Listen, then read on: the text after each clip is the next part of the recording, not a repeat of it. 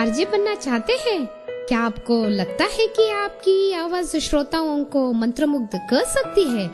जी हाँ, रेडियो उड़ान आपके लिए लेकर आया है एक आरजे बनने का सुनहरा मौका। रेडियो उड़ान आरजे हंट सीजन 2 की अपार सफलता के बाद रेडियो उड़ान लाया है रेडियो उड़ान आरजे हंट सीजन 3, जिसमें आप जीत सकते हैं आरजे बनने का सुनहरा मौका। और इतना ही नहीं, 10,000 तक के कैश प्राइजेस भी।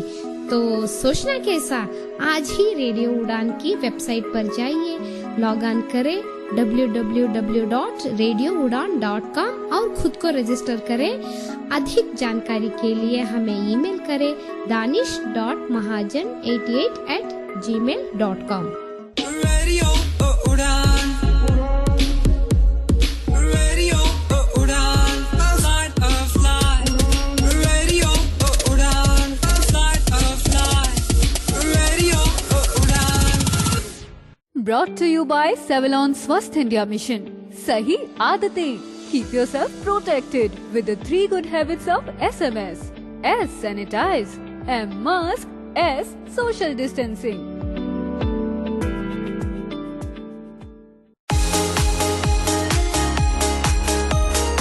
शीस्त्रो और ICMR पेश करने जा रहे हैं भारत का पहला मेगा अंतर्राष्ट्रीय event global and assistive technology expo and conference 2022 यानी GATEC।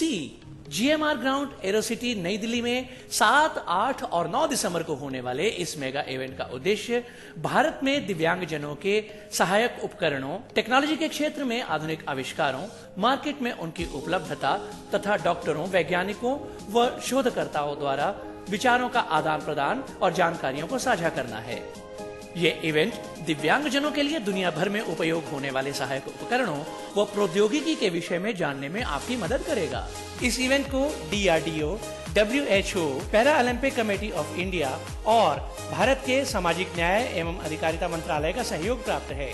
फ्रांस इस इवेंट का कंट्री पार्टनर है, तो इस इवेंट को ज्वाइन करना न भूलें।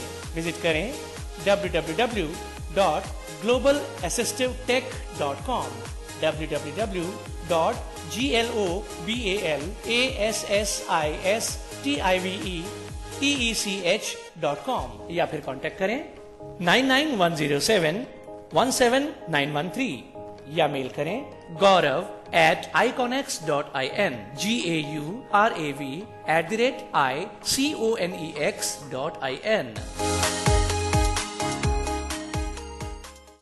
जी दोस्तों, नमस्कार, आदाब, सत श्री अकाल। मैं दानिश महाजन, प्रोग्राम बदलता दौर में आपका स्वागत। आज हमारे साथ बहुत ही खास मेहमान हैं। आज हम आपको एक यंग वाइब्रेंट पर्सनैलिटी से मिलवाने जा रहे हैं। मुझे याद है इन्होंने मुझे 2 साल पहले कॉल किया था, तब ये 9th स्टैंडर्ड में थे।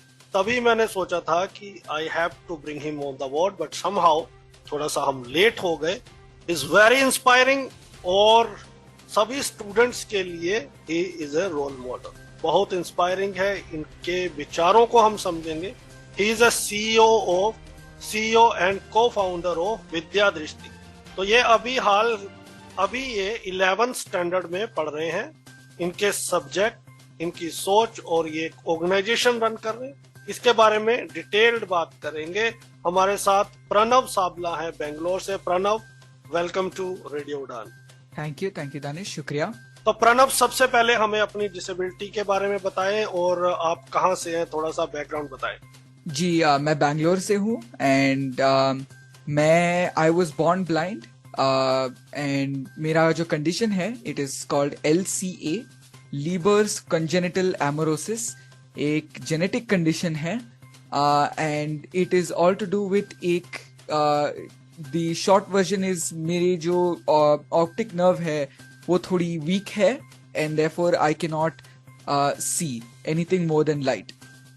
तो वही के चलते मैं फ्रॉम बर्थ मैं ब्लाइंड हूँ and that's to be fair it's okay. And अभी मैं बैंगलोर में रहता हूँ and as you said I am in the 11th grade। Great.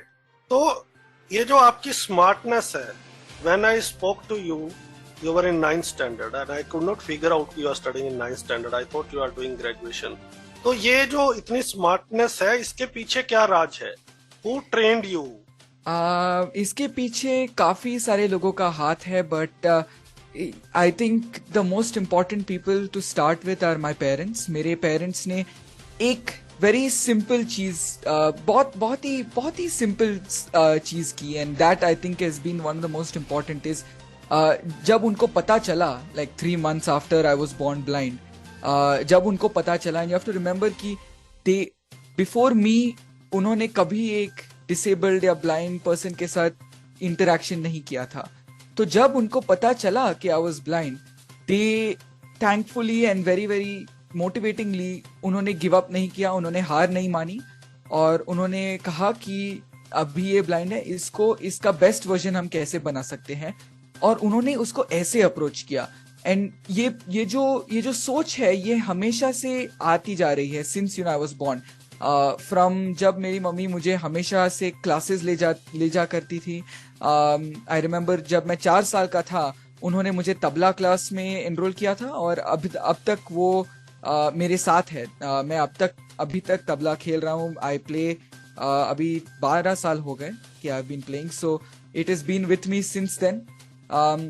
तो जब मेरे डैड अगर कुछ रिकग्नाइज करते, then he will be like I will help him to improve his passion. For example, जब मैं कंप्यूटर साइंस में पहली बार मैं जाना चाहता था, मेरे डैड ने इतना एक्सटेंसिव रिसर्च किया, and he found one organisation, vision aid, जिसने मेरी जर्नी है उसको स्टार्ट की.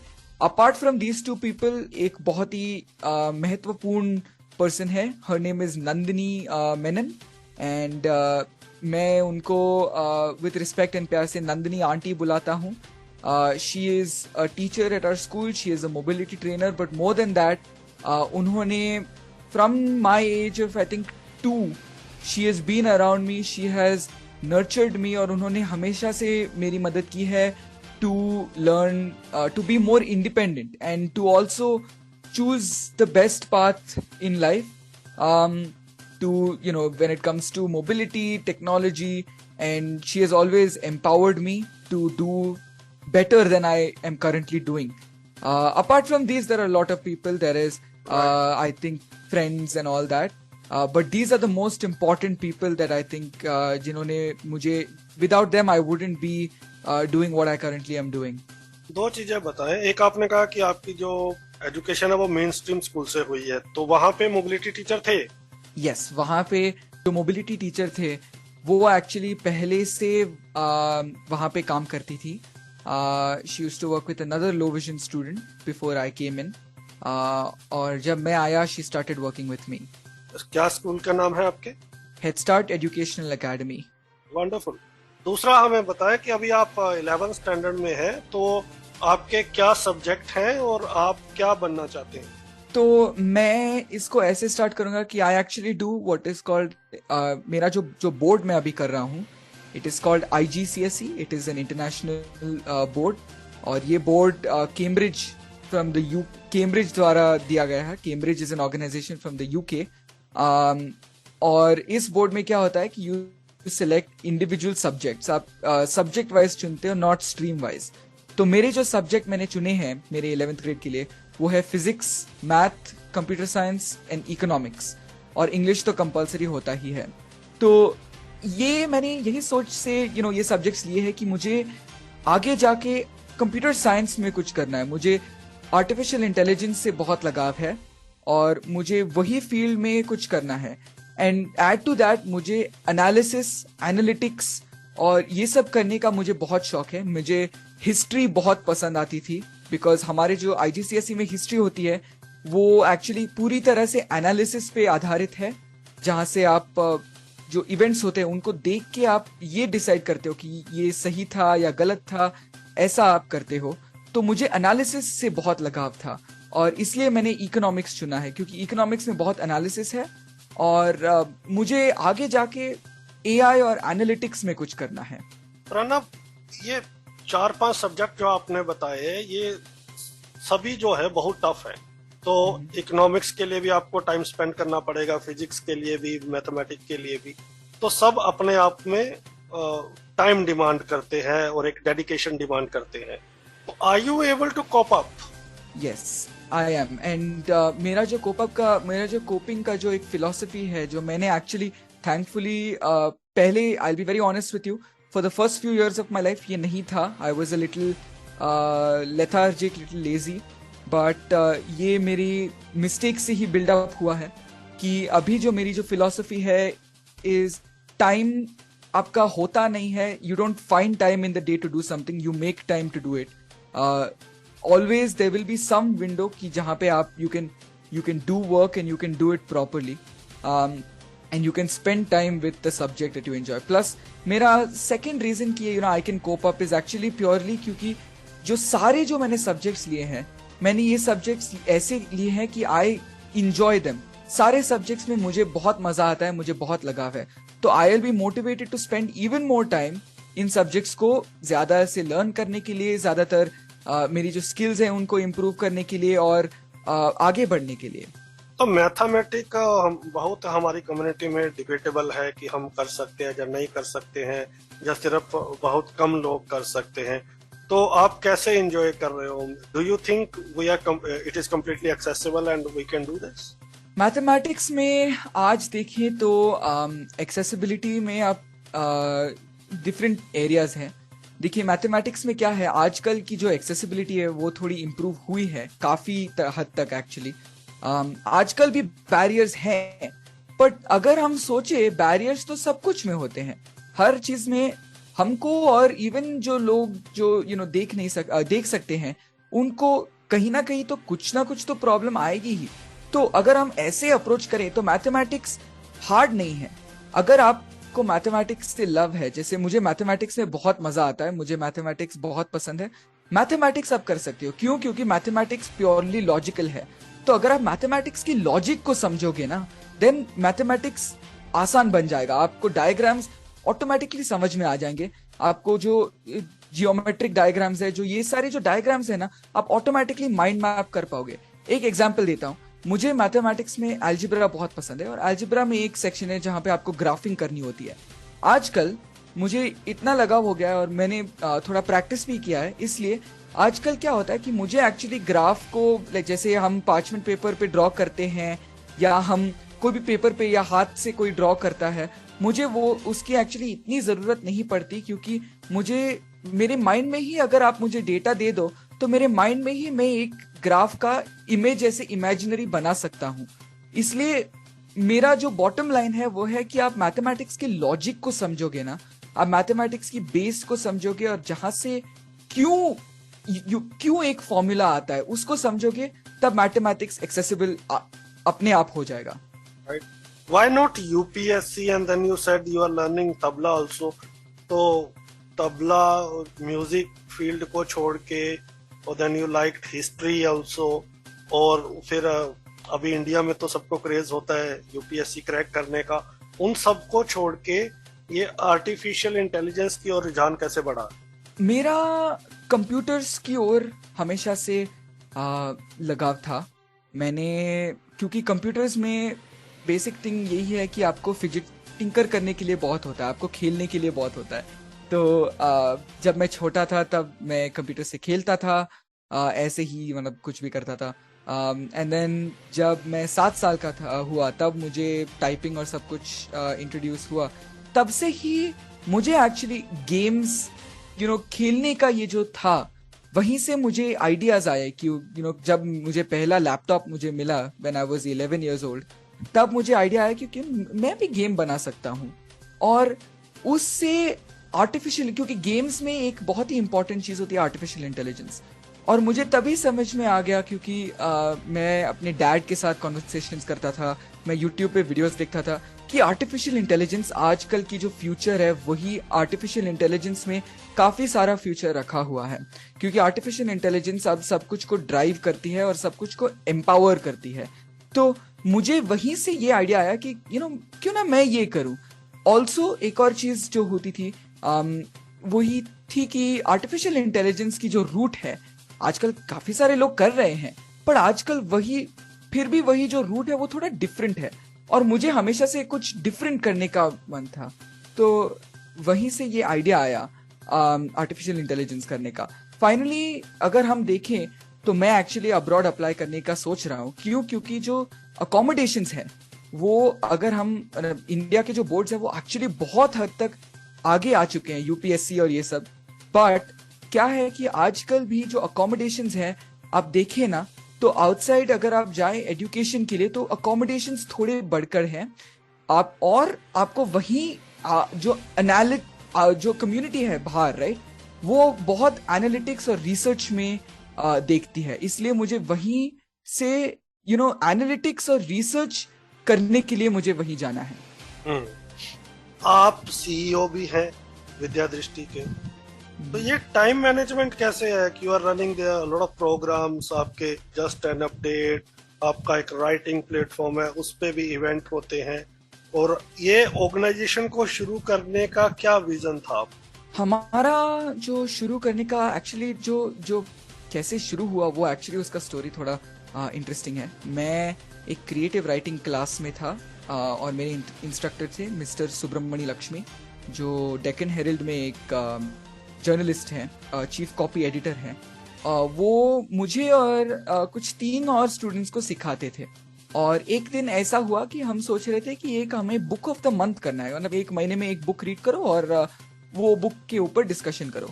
तो हम एक कैसे वोटिंग लें, राइट, कहाँ से हम कैसे जो सब स्टूडेंट्स के हम एक वोटिंग ले कौन सा बुक करने के, और फिर वो वोटिंग हम उस वोटिंग के आधारित पे वो बुक चूज करेंगे।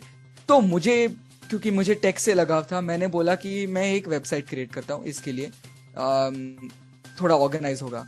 और मुझे याद है सुब्रमण्य जी 3 सेकंड के लिए चुप थे, मतलब साइलेंट थे, और फिर उन्होंने ऐसे टोन में बोला कि हम इसको एक बड़ी चीज बना सकते हैं। मुझे वहीं से आइडिया आया और मुझे तभी जो मेमोरीज थे कि जो राइटिंग कम्युनिटी में आजकल जो थोड़े डिप्स हैं, फॉर एग्जांपल लोग क्यों राइटिंग नहीं करते, 3 रीजंस हमने आइडेंटिफाई किए। एक तो था लोगों को थोड़ा ऐसा वरी था कि अगर हम वर्डप्रेस साइट सेटअप करेंगे, जैसे वर्डप्रेस पे या ब्लॉगिंग की जो वेबसाइट है उसको बनाएंगे, उसमें काफी सारा मेहनत जाता है, आपको प्रमोशन करना पड़ता है और ये सब। तो वो मेहनत और वो जो टाइम है लोगों के पास इतना नहीं होता था। दूसरी चीज, लोगों को ऐसा लगता था कि अगर मैं लिखूं तो मेरी जो मैंने लिखा है उसके बारे में लोग क्या कहेंगे, और दूसरी लोग क्या, सोसाइटी क्या कहेगी, उसके वजह से लोग थोड़ा शाय अवे हो रहे थे। और जो आखिरी रीजन है, लोगों को एक इम्प्रूवमेंट देखने का कोई चांस नहीं मिलता था। ठीक है, किसी ने कुछ लिखा, पर अगर इस राइटिंग को डीपली अगर इस राइटिंग को देख के फीडबैक नहीं दे रहा है, तो फिर उस राइटिंग का फायदा क्या है? बस वो जस्ट प्रैक्टिस ही हो जाता है, वो कभी प्रोग्रेसिव प्रैक्टिस नहीं होता। इसलिए हमने डिसाइड किया कि हम एक प्लेटफॉर्म बनाएंगे जो इजी होगा राइटिंग करने के लिए, जिसमें हम कम्युनिटी मॉडरेशन को बहुत सीरियसली लेंगे, टू इंश्योर कि जो कम्युनिटी है वो इतनी नेगेटिव नहीं हो, और फाइनली जिसमें हम इंश्योर करेंगे कि सब लोग को हमारी टीम से और कम्युनिटी से कंस्ट्रक्टिव फीडबैक मिले। यही मेरा विजन था, बस ये जो राइटिंग कम्युनिटी है उसको मोर इंक्लूसिव करने के लिए और इसको थोड़ा एक्सपैंड करने के लिए। कितने लोग अभी मेंबर हैं आपकी वेबसाइट पे? हमारे वेबसाइट पे अभी 1200 यूजर्स हैं, और ऑन एवरेज हमारी वेबसाइट पे एटलीस्ट 20-30 आर्टिकल्स पर मंथ लिखी जाती हैं। हम बस थोड़ा ही हम अभी नए हैं, इसलिए इतना बड़ा नहीं है, बट ग्रो हो रहा है। तो don't you think it is a hinder for your studies? Not at all, because जैसे मैंने बोला, टाइम आपको फाइंड नहीं करना होता, टाइम आपको you have to make time, not find it. तो अगर मैं कॉन्फिडेंट हूं कि मैं इसको और मेरी स्टडीज को मैनेज कर सकता हूं और दोनों को इक्वल अमाउंट ऑफ टाइम दे सकता हूं, then I think it is not a hinder as such. And I don't think, it depends on the person. Generally अगर कोई भी ऐसा करे, पर्सन के हाथ में है कि टाइम मैनेजमेंट कैसे करना है। अगर वो टाइम मैनेजमेंट अच्छे से कर सकता है, then I would always recommend you do something like this. Extracurricular activities is never a bad thing. तो ये जो आपके सब्जेक्ट है, तो are you taking extra classes for that, like tuition? मैं सिर्फ मैथ के लिए लेता हूँ, and the only reason why I take for math is मुझे हमारे जो मैथ के जो टीचर हैं, मेरे जो ट्यूशन टीचर हैं, वो एक्चुअली वो भी एक स्टूडेंट है, और मुझे जो मैथ क्लास है उसमें बहुत मजा आता है ट्यूशन में, क्योंकि हम थोड़े advance problems, so it's less of a tuition and more of मैं उस क्लास में जाता हूँ, हम साथ में कुछ प्रॉब्लम्स, एडवांस प्रॉब्लम सॉल्व करते हैं कैलकुलस और ये सब पे, and then I leave, and मैं वहाँ पे काफी कुछ सीख के भी जाता हूँ। 10th तक का आपका बोर्ड क्या था? 10th तक भी मेरा बोर्ड IGCSE ही था। ओके, या तो ये बताएं अब कि did you face any sort of discrimination from your childhood till now? Now I was very lucky, मुझे डिस्क्रिमिनेशन था बट कम ही था, इतना ज्यादा नहीं था, specially in my younger years थोड़ा था। I think up to the age of 9 और 10 थोड़ा थोड़ा मतलब डिस्क्रिमिनेशन था, and I think generally this is something that हम अवॉइड नहीं कर सकते। तो ये मेरे साथ हुआ था। फॉर एग्जाम्पल यू नो मेरी ब्लाइंडनेस की वजह से लोग मुझे बुली करते हैं, लोग पर्पसली प्रैंक्स प्ले करते हैं, और ये सब काफी थोड़ा हुआ था। और the way I handled it, मेरे डैड का हमेशा से यही मानना था कि इसको अगर तुम अटेंशन नहीं दोगे तो वो तुम्हें प्रैंक करना या डिस्क्रिमिनेट करना बंद कर देंगे। द अदर थिंग दैट मैंने रिसेंटली करना शुरू किया है, जब भी ऐसा कुछ सिनारियो आता है, क्योंकि अभी भी कभी कभी आता है, मैं अभी क्या करता हूँ कि I try to keep a cool head, और मैं इनको समझाता हूँ कि प्रॉब्लम क्यों ऐसा नहीं करना चाहिए। And why I do that is क्योंकि मुझे ये समझ में आया कि ये जो लोग ऐसा डिस्क्रिमिनेशन करते हैं, the only reason why they do it is उनको अवेयरनेस की कमी है, they don't know, and rather than हम उन पे चिल्लाएं, डांटे, मुझे ये समझ में आया कि हम अगर उनको सिखाएं, हम उनको अवेयर करें, देन वो भी करना बंद कर देंगे, दे वोंट डिस्क्रिमिनेट, क्योंकि ह्यूमैनिटी इज ऑलवेज प्रेजेंट, बस उसको थोड़ा सर्विस पे लाने की जरूरत है। Do you take scribe for the examination or you give of your own? Depends on the examination. For example, मैं इकोनॉमिक्स के लिए मैं लैपटॉप पे लिखता हूँ, बट फॉर एग्जाम्पल फिजिक्स के लिए I take a scribe, physics math के लिए I take a scribe, and all the other exams मैं लैपटॉप पे लिखता हूँ। Great. So what are the 5 challenges you are seeing before our community? Main challenge I think is awareness, awareness in terms of अगर हम accessibility की बात करें, हम कोई भी इंफ्रास्ट्रक्चर की बात करें, एजुकेशन की बात करें, अवेयरनेस थोड़ी कम है, एंड इट्स बिकम बेटर। अगर हम 20 साल पहले की बात करें versus now, I can't speak that much for that time, क्योंकि मैं पैदा नहीं हुआ था, I was not born at that time, but अगर हम 20 साल पहले की बात करें, एनालिटिकली अवेयरनेस इम्प्रूव हुई है, but it is still yet to improve. I think second challenge is accommodations, and accommodations आजकल this is why I really like something like IGCSE, which has made some good strides. अगर हम accommodations की बात करें, they have offered some very good accommodations for students with print disabilities. But I think accommodations अभी भी थोड़ा करना बाकी है. You need to understand the student, और उस स्टूडेंट की बेसिस पे जो अकोमोडेशंस रिक्वायर्ड है वो देना अभी भी थोड़ा, एजुकेशन में या एम्प्लॉयमेंट की बात करें, इन सब एरियाज में थोड़ा कम है। Third challenge I think is voicing, और इसका मतलब ये है कि जो लोग आजकल थोड़े अवेयर हुए हैं, या जो लोग जिन लोगों को थोड़ा प्रॉब्लम है, वो थोड़ा शाय है, और थोड़ा उनको थोड़ा एप्रीहेंशन है कि मैं कैसे अपनी आवाज पहुंचाऊंगा, कैसे पहुंचाऊंगा या पहुंचाऊंगी, कैसे मैं ये कन्वे करूंगा कि ये प्रॉब्लम एक एक्चुअल लेजिटिमेट प्रॉब्लम है और इसको हमें सॉल्व करना है। ये थोड़ा जो वॉइसिंग का है, ये थोड़ा हमें इम्प्रूव करना है। I think the best people to improve it are जिन लोगों ने अब ऑलरेडी अपनी जो आवाज है उसको उठाई है, पहुंचाई है।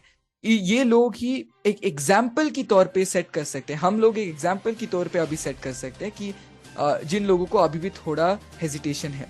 Fourth challenge if I were to say I think is opportunities, और आजकल बहुत सारे अपॉर्चुनिटीज आ रहे हैं, but I think opportunities still need to be improved, and by this I mean बस लोगों को थोड़ा ओपन माइंडेड रहना चाहिए when it comes to employment, when it comes to college degrees, education की बात करें और एनीथिंग, आई फील अपॉर्चुनिटीज तभी आएंगी जब जो एम्प्लॉयर्स हैं, जो एडमिशंस ऑफिसर्स हैं, ये सारे लोग ओपन माइंडेड रहना शुरू करें. And fifth is scholarships, and by this I mean things like the IIT college and JEE, जब उन्होंने कहा है कि we won't take a blind student at all, and these kind of mentalities, ये सब mentalities need to be really removed. We need to start improving on opening up. We need to start improving on realizing कि scholarships are not just good for बस blind या visually impaired person के लिए अच्छा ही नहीं है, but it's also good for the college and the workplace, क्योंकि वहां पर भी you get a bright young enthusiastic student आएगा या employee आएगा जो अपना काम बहुत अच्छे तरीके से करेंगे. तो these are the 5 challenges I think कि अभी present है. जब आप AI में जाते हैं, you want to work in a research field, तो उस एरिया में how do you want to contribute specifically for our community? I think our community, the best place to contribute is accessibility. One thing I've noticed from artificial intelligence is artificial intelligence की जो power है वो accessibility को बहुत हद तक help करती है. अगर हम technically ही बात करें, for example अगर हम बात करें images की, तो artificial intelligence की जो image description की जो power है और जो image descriptions दे सकता है वो normally हम traditional practices से नहीं कर सकते थे. फॉर एग्जाम्पल, या हम बात करें इमेज से टेक्स्ट एक्सट्रैक्ट करना, टेक्स्ट निकालना, OCR करना, वो आर्टिफिशियल इंटेलिजेंस अगर समझ के लर्न करके वो इवन कंटिन्यूसली इंप्रूव करेगा, तभी हमारी जो एक्सेसिबिलिटी है वो ऑटोमेटिकली इंप्रूव हो जाएगी. तो accessibility is one place that I would want to contribute in terms of artificial intelligence. थोड़ा और बताएं अपनी ऑर्गेनाइजेशंस के बारे में, किस तरह के प्रोग्राम्स आप वहां पे रन करते हैं और कैसे हमारे लिसनर्स आपकी वेबसाइट का पार्ट बन सकते हैं, आपकी ऑर्गेनाइजेशन का पार्ट बन सकते हैं. हाँ जी, तो हम ज्यादातर हमारे जो प्रोग्राम्स हैं वो 3 सेक्शंस में बटे हुए हैं.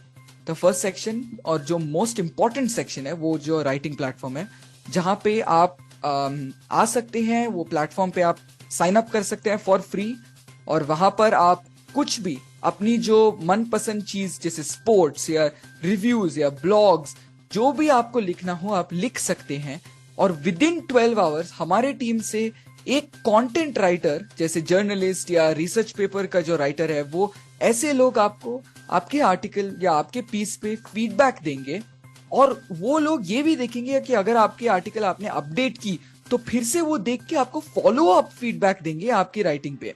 ये प्लेटफॉर्म write.vidyadrishti.org.in पे अवेलेबल है. write.vidyadrishti.org.in, यहाँ पे आपको ये फाइंड होगी.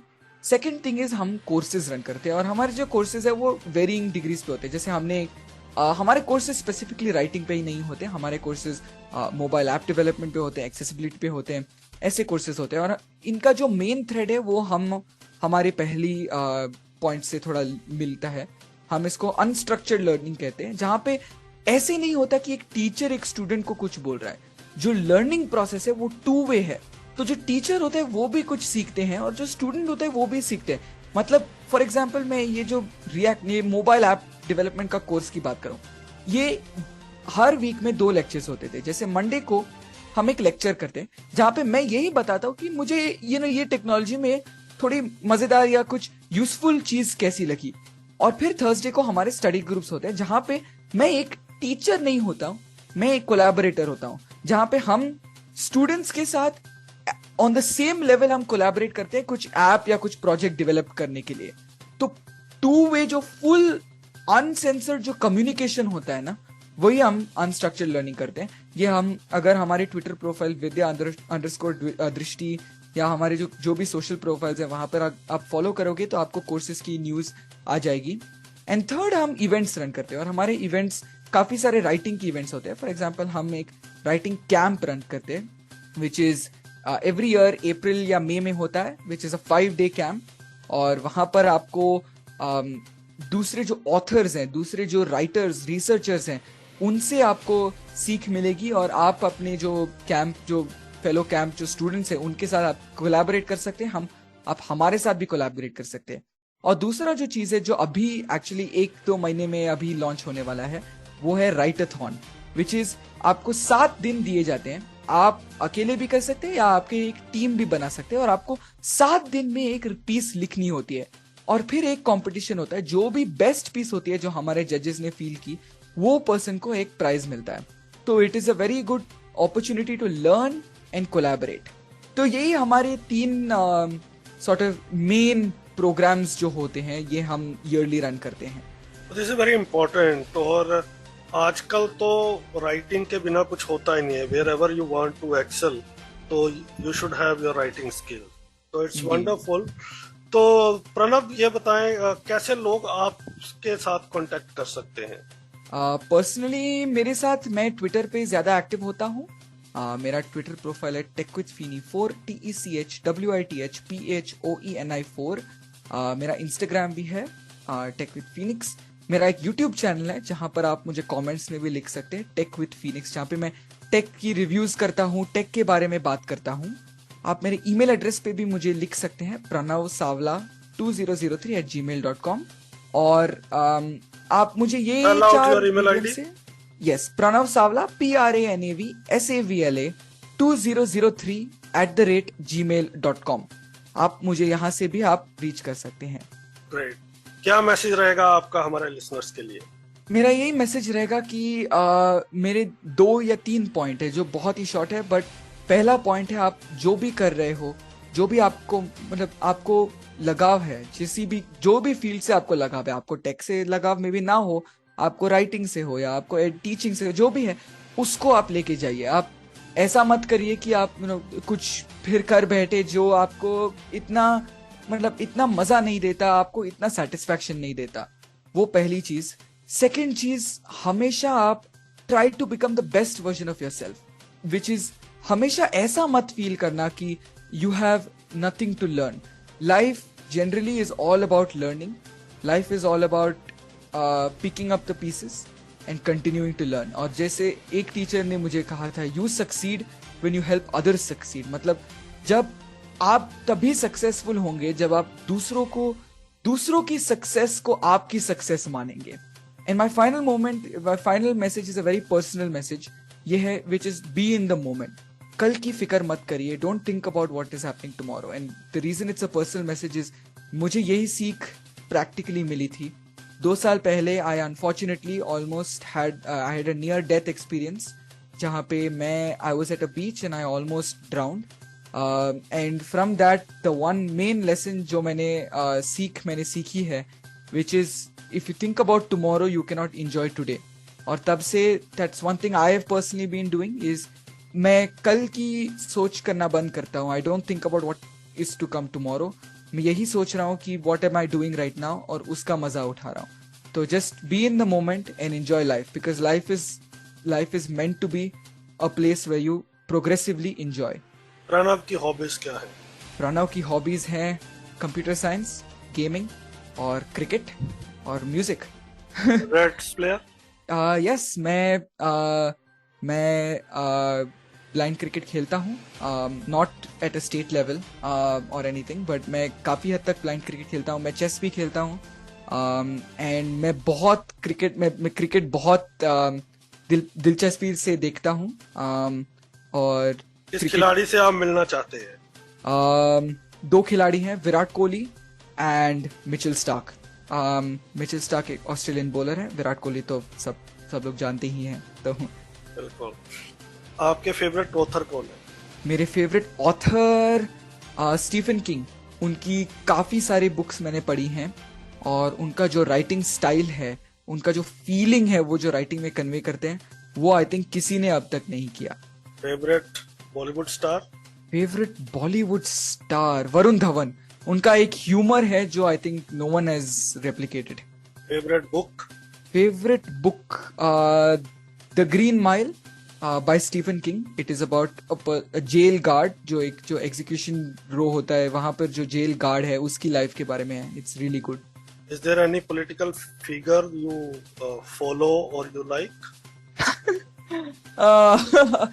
I don't follow political figures as much, but I keep it in a very general sense. I keep track of world politics in a very general sense, and if you were thinking about on the world scale, मुझे Vladimir Zelensky, who is the president of Ukraine, I think he's a very very good political figure, and I personally really like Narendra Modi for some of the main reason why I like Modi is he was one of the people who said कि change लाना पड़ेगा, and he pushed for that.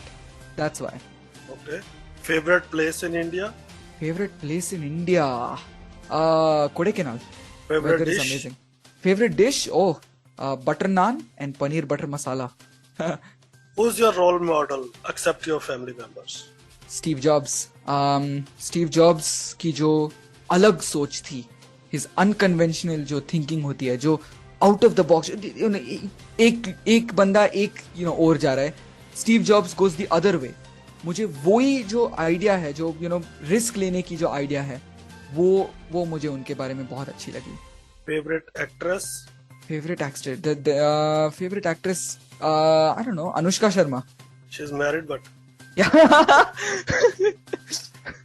yes. चलिए, thank you so much Pranav हमसे बात करने के लिए.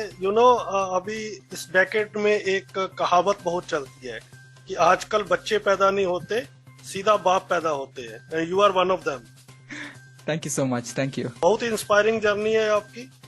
It is always lovely talking to you, and we wish you all the best. और पूरी उम्मीद है कि you are already contributing, but you will contribute more and more for the betterment and empowerment of our community. Thank you. That's the plan. Is there anything else which I have left out you want to share with the listeners? No, I think that's it. I would very much encourage the listeners to join me and Vidya Drishti in what we're doing. And I would very much I would really like to hear what the listeners have to say. आपके क्या कहना है, आपके क्या suggestions है? I would really like to hear it. Thank you, Pranav. Thank you so much once again. Thank you. तो आज हमने बात की प्रणव से, जो 11th स्टैंडर्ड में है. आपने उनकी विजन देखी, उनकी सोच देखी, और उम्मीद है कि बहुत सारे लोगों को प्रणव ने आज इंस्पायर किया हो. अगले सप्ताह मिलेंगे किसी और पर्सनैलिटी के साथ. तब तक दीजिए इजाजत. सुनते रहिए radio Udaan, flight of life. Bye bye. Radio Udaan के अपडेट्स लेने के लिए इस चैनल को सब्सक्राइब कीजिए और इस वीडियो को ज्यादा से ज्यादा लाइक कीजिए और शेयर कीजिए. For more info log on to www.radioudan.com. क्या आप आरजे बनना चाहते हैं? क्या आपको लगता है कि आपकी आवाज श्रोताओं को मंत्रमुग्ध कर सकती है? जी हाँ, रेडियो उड़ान आपके लिए लेकर आया है एक आरजे बनने का सुनहरा मौका. रेडियो उड़ान आरजे हंट सीजन 2 की अपार सफलता के बाद रेडियो उड़ान लाया है रेडियो उड़ान आरजे हंट सीजन 3, जिसमें आप जीत सकते हैं आरजे बनने का सुनहरा मौका. और इतना ही नहीं, 10,000 तक के कैश प्राइजेस भी. तो सोचना कैसा, आज ही रेडियो उड़ान की वेबसाइट पर जाइए, लॉग ऑन करें www.radioudan.com और खुद को रजिस्टर करें. अधिक जानकारी के लिए हमें ईमेल करें danish.mahajan88@gmail.com. Radio Udan. Radio Udan. Flight of life. Radio Udan. Flight of life. Radio Udan. Brought to you by Savalon Swasth India Mission. सही आदतें. Keep yourself protected with the 3 good habits of SMS. S. Sanitize. M. Mask. S. Social distancing.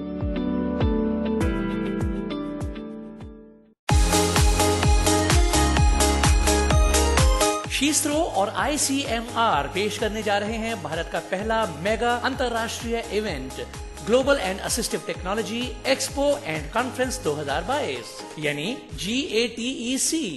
GMR ground Aerocity नई दिल्ली में 7, 8 और 9 दिसंबर को होने वाले इस mega event का उद्देश्य भारत में दिव्यांगजनों के सहायक उपकरणों, टेक्नोलॉजी के क्षेत्र में आधुनिक आविष्कारों, मार्केट में उनकी उपलब्धता तथा डॉक्टरों, वैज्ञानिकों व शोधकर्ताओं द्वारा विचारों का आदान प्रदान और जानकारियों को साझा करना है.